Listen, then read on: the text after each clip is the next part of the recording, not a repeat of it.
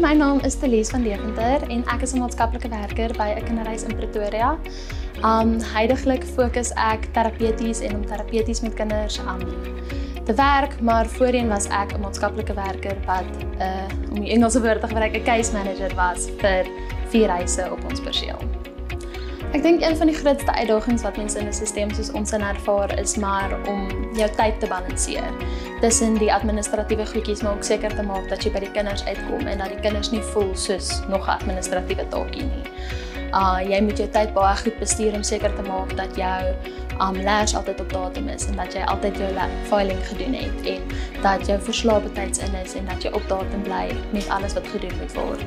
En ook wat vir my nog 'n persoonlike groot uitdaging is hoe vinnig dit kan verander.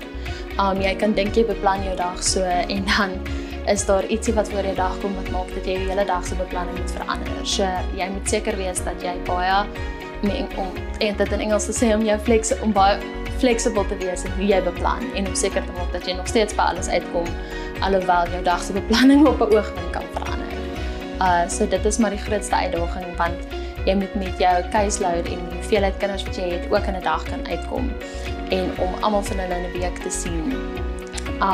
Weer eens moet jy maar net seker maak jy tydsbestuur is definitief daar en word definitief baie goed gedoen. So ja, dis maar die grootste uitdaging.